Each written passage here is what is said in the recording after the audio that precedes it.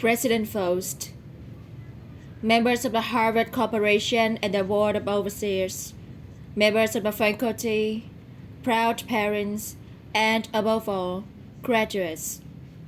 The first thing I would like to say is thank you.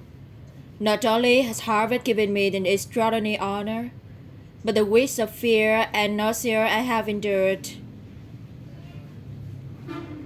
At the thought of giving this commencement address have made me lose weight.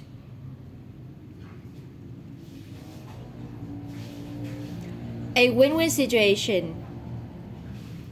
Now all I have to do is take deep breaths, squint at the red banners, and convince myself that I'm at the world's largest Gryffindor reunion.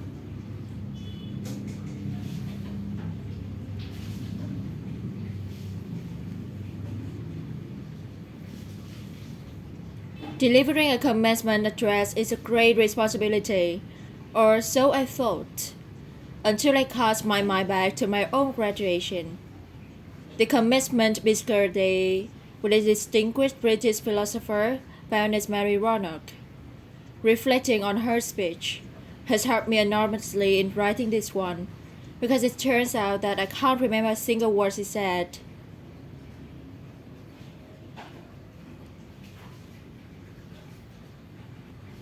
This liberating discovery enables me to proceed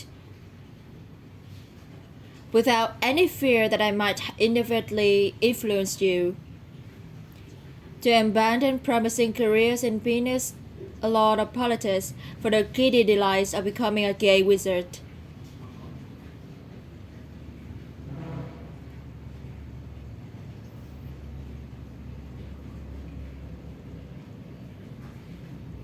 You see, if all you remember in years to come is the gay wizard joke, I've come out ahead about Baroness Mary Roanoke.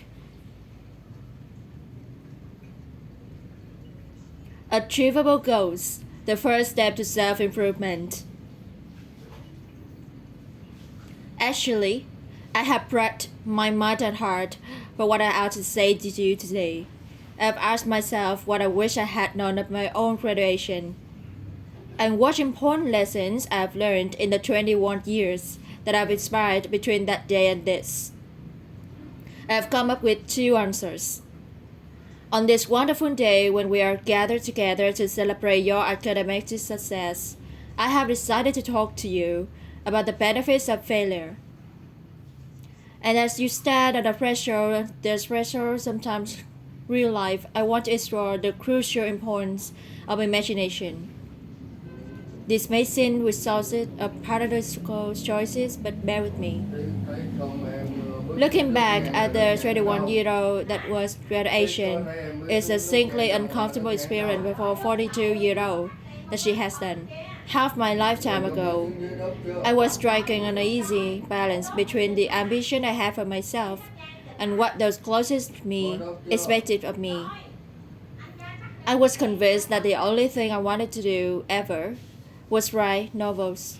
However, my parents, both of whom came from Roman's background and neither of them had been college, to develop my overacting imagination with amusing personal quirk, would never pay a mortgage or secure a pension. I know the irony starts the first cartoon will now. So they hoped that I would take a vocational degree. I wanted to study English literature. A compromise was reached that in retrospect satisfies nobody, and I went up to study modern languages. Hardly had my parents rounded the corner of the end of the road than I did determine scuppered off down the classic corridor. I cannot remember telling my parents that I was studying classics. They might well have found out for the first time graduation day. Of all the subjects on this planet, I think they would have been hard put to name one less useful than Greek mythology when it came to securing the keys in the executive bathroom. Now, I would like to make it clear in parentheses that I do not blame my parents for their point of view. There is an expiry date on blaming your parents for steering you in a wrong direction.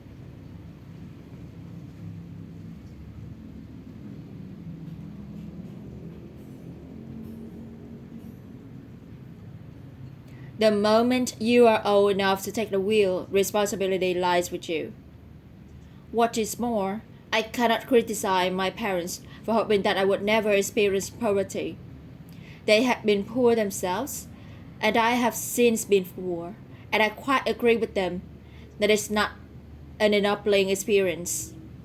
Poverty entails fear and stress and sometimes depression. It means a thousand petty humiliations and hardships. Climbing out of poverty by your own efforts, that is indeed which deprive yourself, but poverty itself is romanticized only by fools.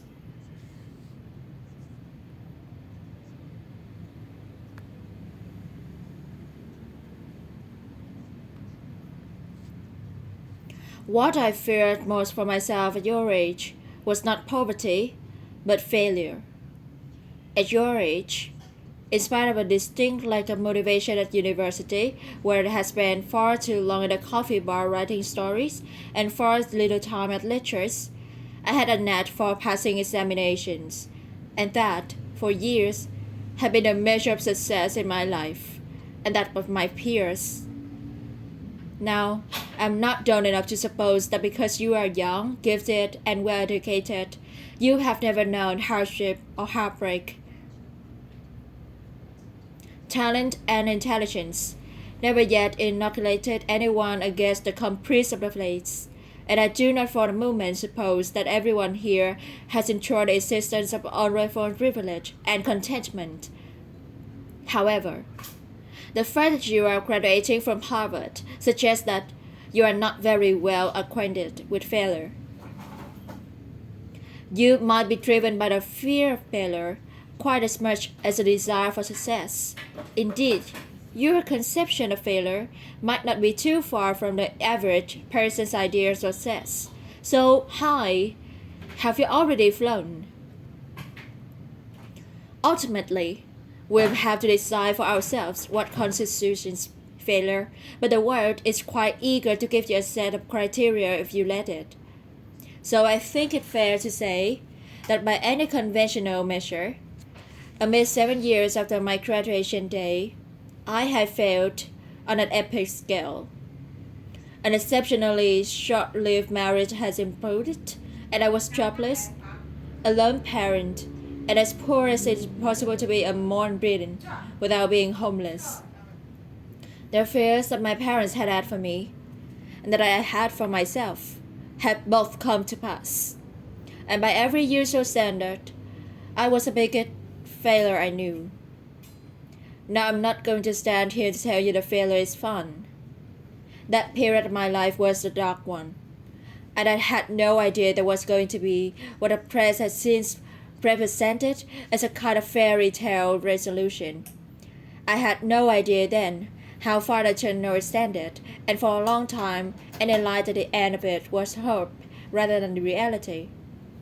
So why do I talk about the benefits of failure? Simply because failure meant the stripping away of the essential. I stopped pretending to myself that I was anything other than what I was. I began to direct all my energy into finishing the only work that mattered to me.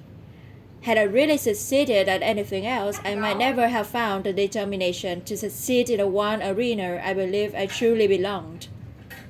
I was set free because my greatest fear had been realized, and I was alive. And I still had a daughter whom I adored, and I had an old interpreter and a big idea. And so Broadbottom became the solid foundation on which I rebuilt my life. You might never fail on the scale I did, but some failure in life is inevitable. It is impossible to live without failing at something, unless you live so cautiously that you might as well not to have lived at all, in which case you fail by default. Failure gave me an inner security that I had never attained by passing examinations. Failure taught me things about myself that I could have learned no one way. I discovered that I had strong will, and more discipline than I had suspected. I also found out that I had friends whose valor truly above the rise of rubies. The knowledge that you have emerged wiser and stronger from setbacks means you are ever after secure in your ability to survive. You will never truly know yourself or the strength of your relationships until both have been tested by the adversity. Such knowledge is a true gift, for all is painfully won, and it's been worth on any qualification I ever earned. So given a time turn, I would tell my 21-year-old self that personal happiness lies in knowing that life is not a checklist of acquisition or achievement. Your qualifications, your CV, are not your life, though you will meet many people at my age and older who confuse the two. Life is difficult and complicated and beyond anyone's total control. And the humility to know that will enable you to survive its vicissitudes. Now you might think that I chose my second theme is importance of imagination because of the part played rebuilding my life, but that's not wholly so. Though I personally will defend the value of bedtime stories of my last clubs. I've learned to value my imagination as a much broader sense. Imagination is not only the uniquely human capacity to envision that which is not, and therefore the far beyond invention and innovation. It is arguably most transformative and revelatory capacity. It is a power that enables us to empathize with humans whose experiences we have never shared.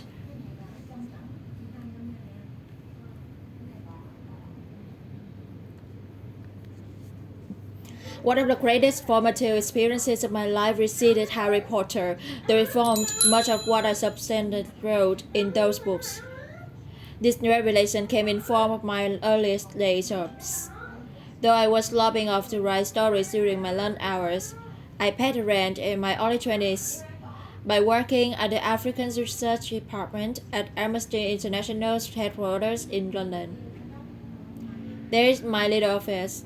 I read hastily crippled letters smuggled out of totalitarian regimes by men and women who were risking imprisonment from the outside world about what's happening to them.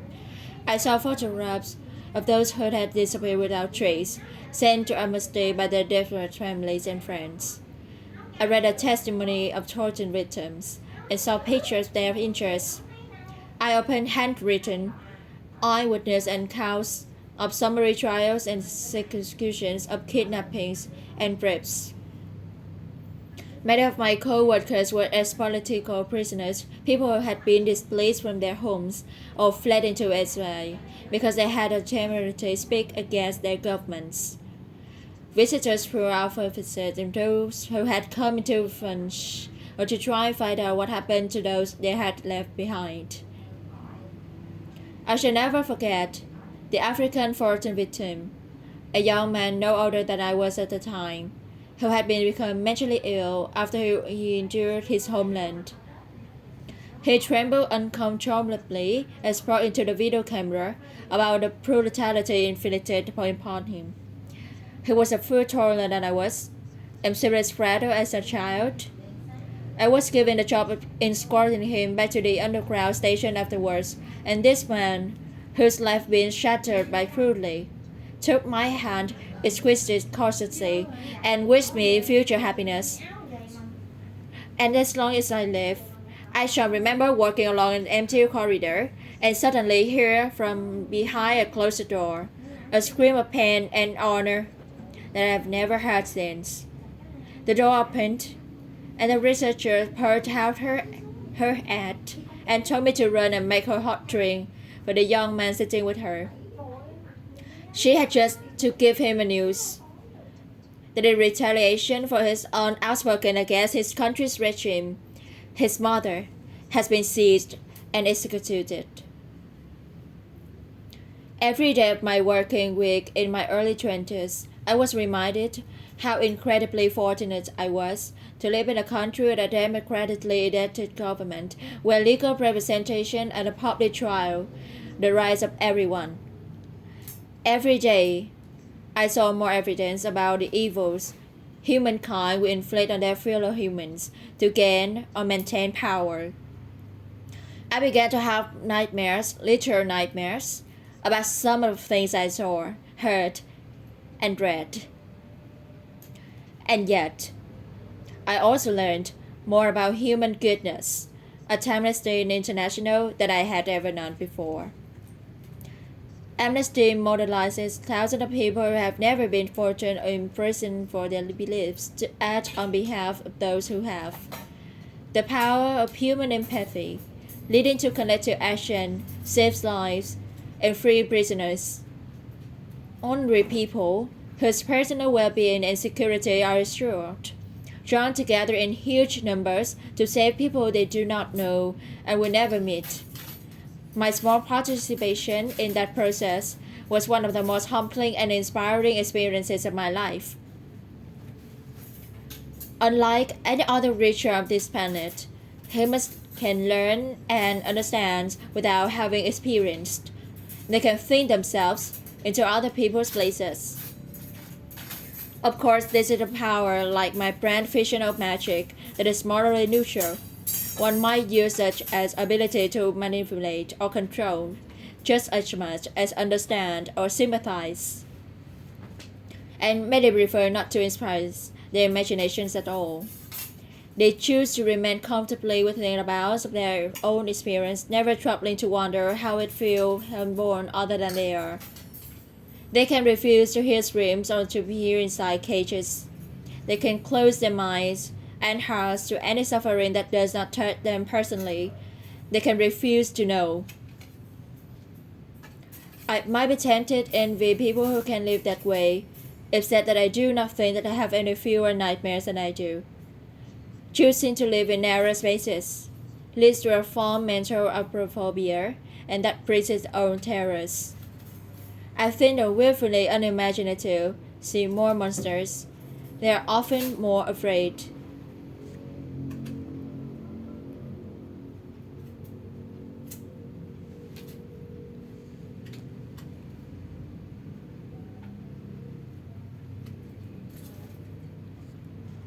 What is more, those who choose not to empathize enable real monsters, for without committing an act of outright ourselves, we could live with it through our empathy.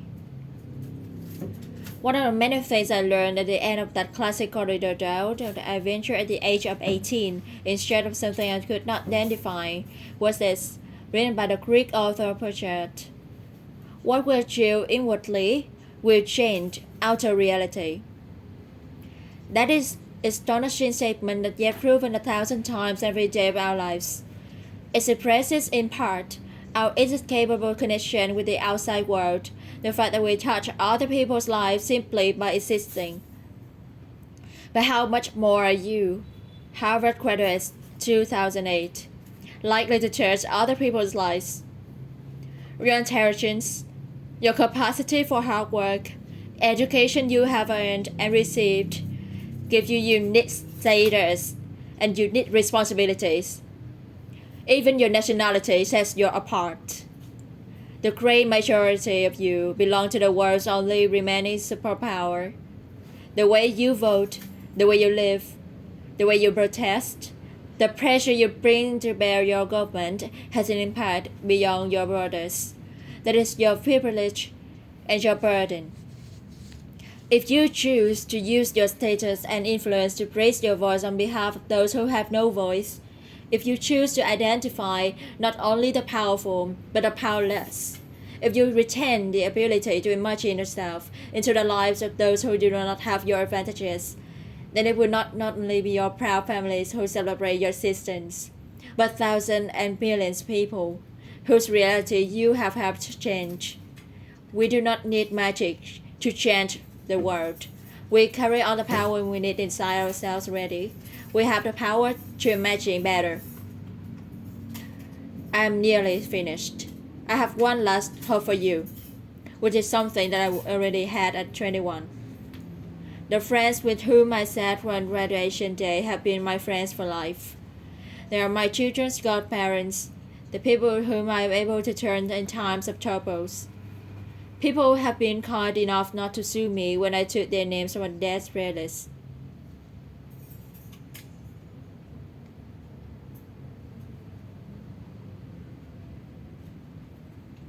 At that graduation, we were bound by enormous affection, by our shared experience at a time that could never come again, and of course, by the knowledge that we held certain photographic evidence that would be exceptionally valuable if any of us ran for Prime Minister.